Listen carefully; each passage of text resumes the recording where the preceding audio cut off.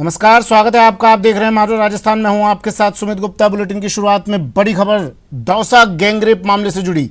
नया खुलासा हुआ है। इस मामले में पीड़िता पुलिस कांस्टेबल की बेटी है। बड़ी खबर इस वक्त की, दौसा गैंगरेप केस में नया खुलासा।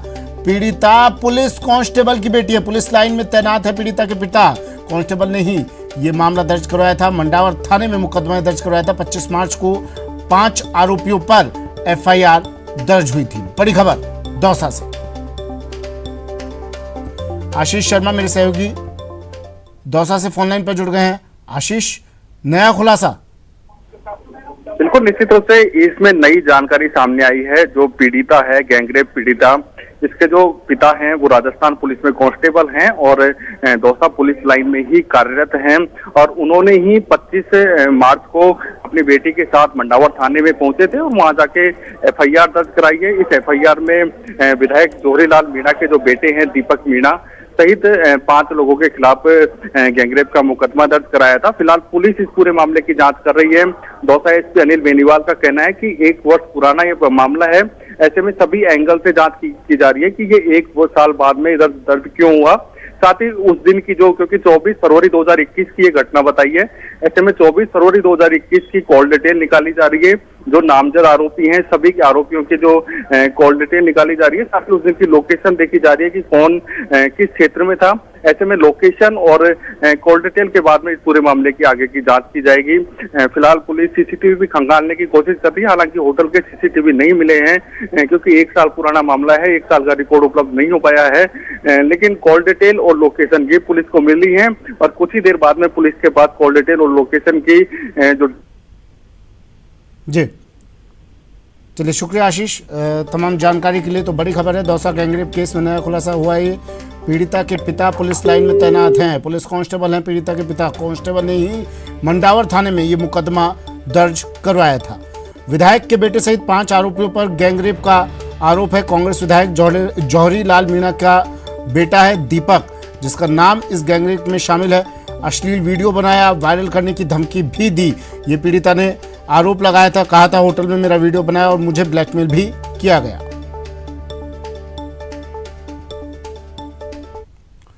और अब बात लपटों की विनाश लीला की। सरिस्का में आग का तांडव लगातार। आग बुझाने में वायुसेना के 2 हेलीकॉप्टर जुटे हुए हैं। वायुसेना के 2 हेलीकॉप्टर 6 राउंड लगा चुके हैं। सिलीसेड झील से पानी एयरलिफ्ट कर आग बुझाने की कोशिशें की जा रही है। करीब 10 किलोमीटर क्षेत्र में यह आग फैल चुकी है। 48 घंटे से आग पर काबू पाने की कोशिश जारी।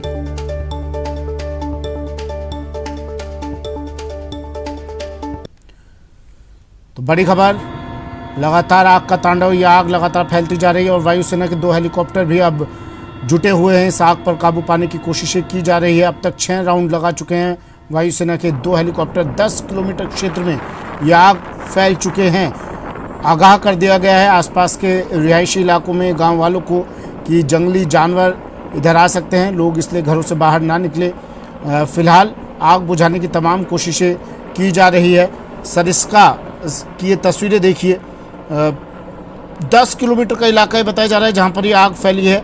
और अब सैन्य मदद की भी मांग की गई, सैन्य मदद दी जाए हमें। प्रशासन की तरफ से 2 हेलीकॉप्टर भेजे गए वायुसेना के और ये 2 हेलीकॉप्टर अब लगातार कोशिश कर रहे हैं इस आग पर काबू पाने की। 48 घंटे से आग पर काबू पाने की तमाम कोशिशें की जा रही है। सिलीसेड झील से ये हेलीकॉप्टर पानी एयरलिफ्ट कर यहाँ पर आग बुझाने की कोशिशों में जुटे हुए हैं। 6 राउंड अब तक लगा चुके हैं वायुसेना के 2 हेलीकॉप्टर। लगातार सरिस्का में आग का तांडव और ये आग और विकराल रूप लेती जा रही है और फैलती जा रही है ये आग, लेकिन अब तक इस पर काबू नहीं पाया जा सका है। ये तस्वीरें अलवर से। राजेंद्र शर्मा मेरे सहयोगी हमारे साथ फोन लाइन पर जुड़ गए हैं। राजेंद्र, क्या अपडेट, क्या तस्वीरें वहां से, अब कितना काबू इस आग पर पाया जा सका? जी, आग को बुझाने की जो है वो लगातार जारी है और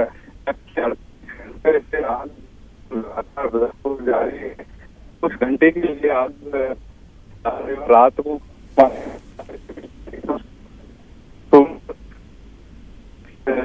रूप लिया और तेज हवाएं एक बार फिर। चलिए, आवाज राजेंद्र की नहीं पहुंच पा रही है हम तक। बता दें आपको 48 घंटे से इस आग पर काबू पाने की कोशिशें की जा रही है, लेकिन अब तक आग पर काबू नहीं पाया जा सका।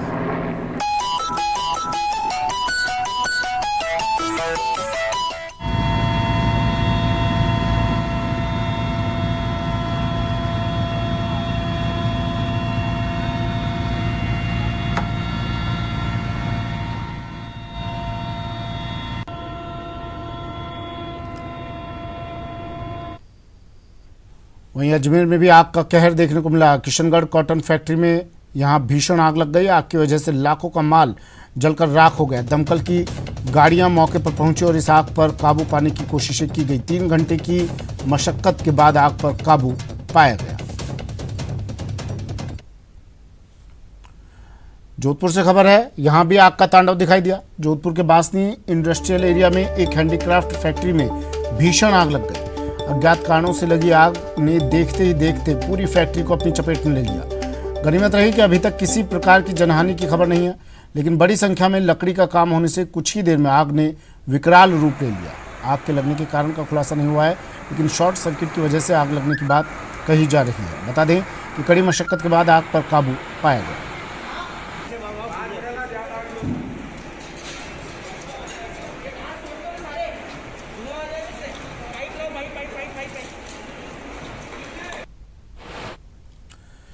अब तक आपने सुने मकानों और शोरूमों के ताले तोड़कर नकदी, जेवरात और कीमती सामान चोरी की वारदातें देखी होंगी, लेकिन राजधानी जयपुर में दुस्साहसी चोर अब दिन दहाड़े अपार्टमेंट्स में घुसते हैं और पानी के टैंकों पर लगे लोहे के ढक्कन, महंगी साइकिल, सिलेंडर और बाइक चुरा लेते हैं।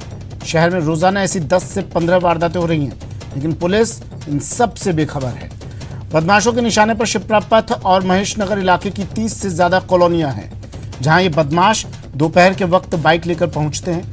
वहां आसपास घूमकर रैकी करते हैं। इसके बाद अपार्टमेंट और घरों के दरवाजे खोलकर पानी के टैंकों पर लगे ढक्कनों को हटाते हैं और चुराकर भाग जाते हैं।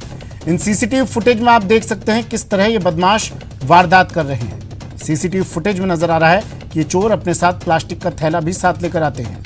अक्सर 2 बदमाश एक बाइक पर सवार रहते हैं। इनमें एक अपार्टमेंट के बाहर बाइक स्टार्ट कर खड़ा रहता है, जबकि दूसरा बदमाश अंदर घुसकर चोरी करता है। इनमें एक बदमाश ढक्कन चुराते हुए पैर फिसलने से गिर भी जाता है। वो लोहे के गेट से टकराता है, फिर ढक्कन चुराकर भाग जाता है। न्यूज़ 18 राजस्थान के संवाददाता ने इन कॉलोनियों में जाकर पड़ताल की तो सामने आया कि चोरी करने वाली इस गैंग में करीब 10 से 15 बदमाश शामिल हैं। ये बदमाश दोपहर में करीब 1 से 3 बजे और देर रात के वक्त चोरी करते हैं।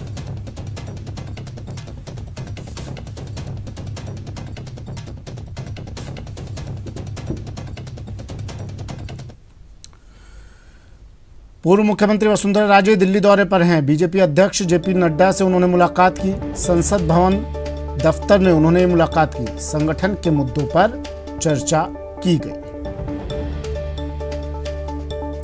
दिल्ली दौरे पर पूर्व मुख्यमंत्री वसुंधरा राजे, उन्होंने बीजेपी अध्यक्ष जेपी नड्डा से मुलाकात की। संसद भवन दफ्तर में जाकर उन्होंने मुलाकात की। संगठन के मुद्दों पर इस दौरान चर्चा की गई।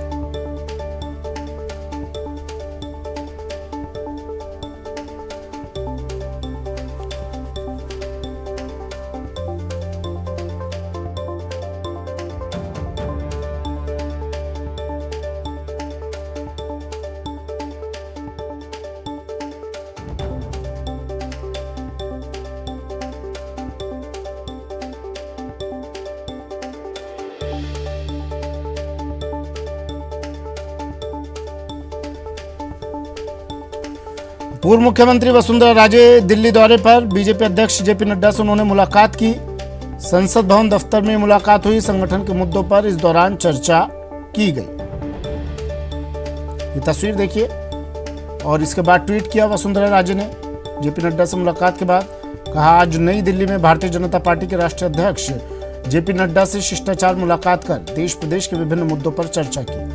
भाजपा की उत्कृष्ट विचारधारा को देश के कोने कोने तक पहुंचाने का आपका संकल्प ही हमारे कार्यकर्ताओं की प्रेरणा है, उन्होंने ट्वीट किया।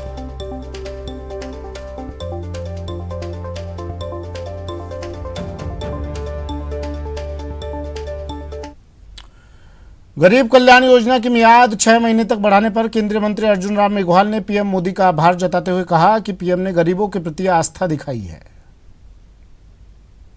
यहाँ ये तथ्य प्रासंगिक है कि प्रधानमंत्री गरीब कल्याण अन्न योजना अपनी समाप्ति पर थी और किसी ने इसके विस्तार की अपेक्षा भी नहीं की थी, किंतु प्रधानमंत्री जी ने फिर भी गरीबों के प्रति अपनी गहरी आस्था के चलते इसका विस्तार किया है।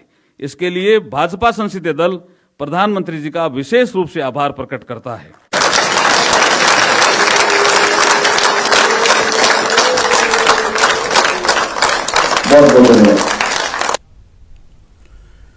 शिक्षा मंत्री डॉक्टर बी.डी. कल्ला की अध्यक्षता में सोमवार को सचिवालय में रीट 2022 की विज्ञप्ति जारी करने और आयोजन के संबंध में महत्वपूर्ण बैठक आयोजित हुई।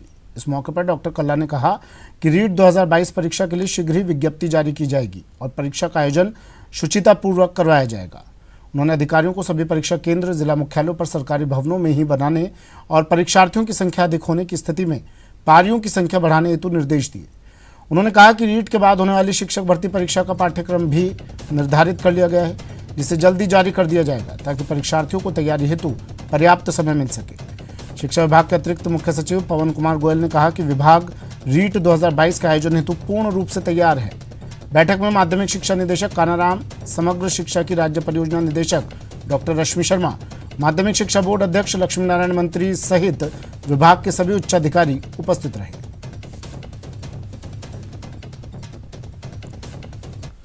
जयपुर से झालावाड़ जाते समय पीसीसी चीफ गोविंद सिंह डोटासरा कुछ देर के लिए टोंक में रुके, जहां कांग्रेस कार्यकर्ताओं ने माला और साफा पहनाकर उनका स्वागत किया। इस मौके पर उन्होंने केंद्र सरकार पर जमकर हमला बोला।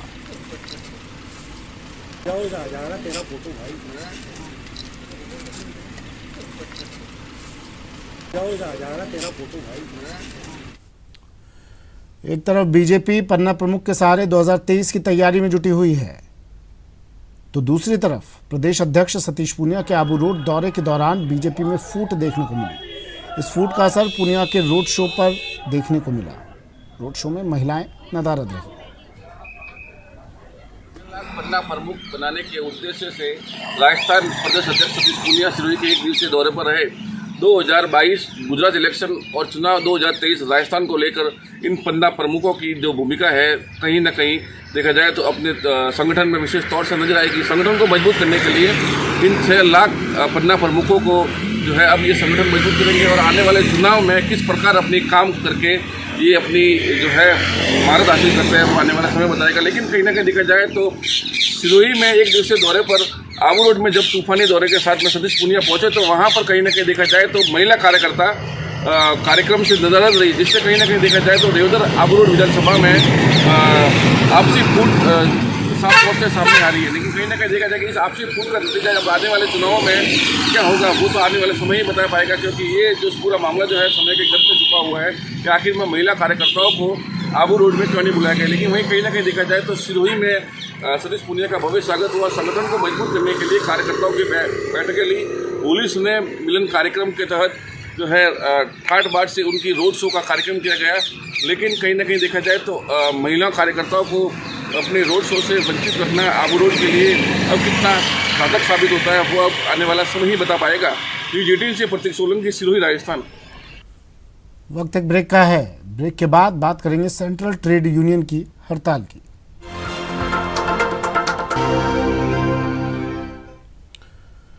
ब्रेक के बाद स्वागत है आपका। बढ़ते हैं अगली खबर की ओर। मुख्यमंत्री अशोक गहलोत आज एक समीक्षा बैठक लेंगे। पीएचईडी विभाग के कामकाज की इसमें समीक्षा की जाएगी। सीएमआर में शाम 6 बजे ये बैठक प्रस्तावित है। गर्मी में पानी की उपलब्धता सहित कई मुद्दों पर इसमें चर्चा होगी। बजट घोषणाओं को लेकर भी अधिकारियों से चर्चा की जाएगी। जलदाय मंत्री महेश जोशी और विभाग के अधिकारी इसमें मौजूद रहेंगे। समीक्षा बैठक मुख्यमंत्री अशोक गहलोत आज लेने वाले हैं। पीएचईडी विभाग की ये समीक्षा बैठक होगी और इसमें जलदाय विभाग के अधिकारी इसमें मौजूद रहेंगे। गर्मी में पानी की उपलब्धता सहित कई मुद्दों पर इस बैठक में चर्चा होगी। बजट घोषणाओं को लेकर भी चर्चा इसमें होगी। जलदाय मंत्री महेश जोशी और विभाग के अधिकारी इसमें मौजूद रहेंगे।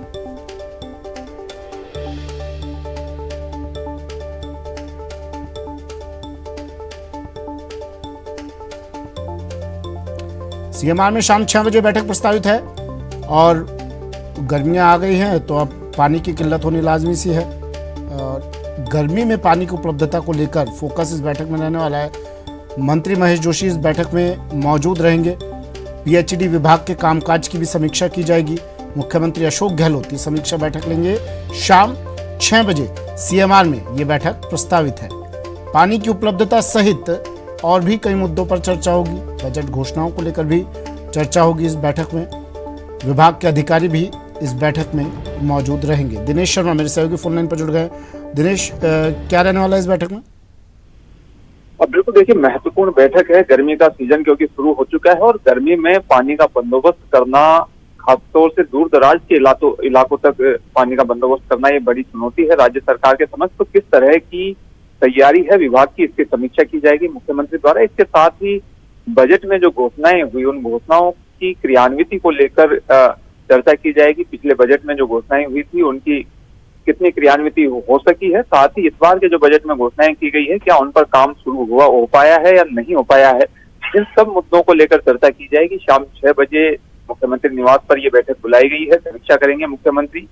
पीएचईडी के तमाम आला अधिकारी मौजूद रहेंगे। इसके साथ ही पीएचईडी मंत्री महेश जोशी जो है मौजूद रहेंगे। और मुख्य जो फोकस है वो यही कि गर्मी में, क्योंकि आमतौर पर खबरें प्रदेश भर से आती है कि पानी की किल्लत जैसी समस्याओं का सामना करना पड़ता है, लोगों को दूर दराज से पानी लाना पड़ता है, तो इस तरह की स्थितियां नहीं बने और समय रहते जो है वो सभी तैयारियां पूरी कर ली जाए, ताकि गर्मी के मौसम में आम लोगों को परेशान नहीं होना पड़े और धरने प्रदर्शन जैसी नौबतें जो आती है उस तरह की स्थितियां नहीं बने। इन सब मुद्दों को लेकर आज ये समीक्षा बैठक बुलाई गई है। जी सुन।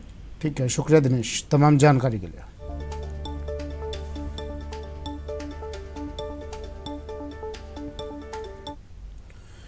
और बड़ी खबर आ रही है, एसीबी ने जालौर के सरनाऊ पंचायत समिति में बड़ी कार्रवाई की है। कैशियर और ई मित्र संचालक को ट्रैप किया है।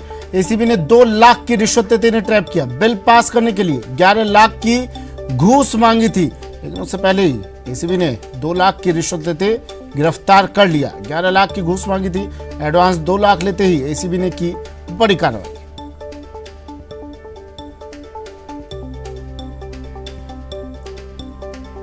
एसीबी की कार्रवाई, 2 लाख लेते किया ट्रैप।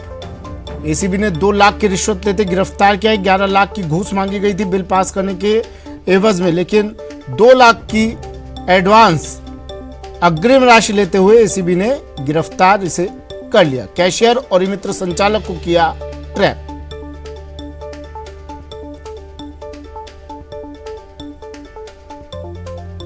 जालौर एसीबी की बड़ी कार्रवाई।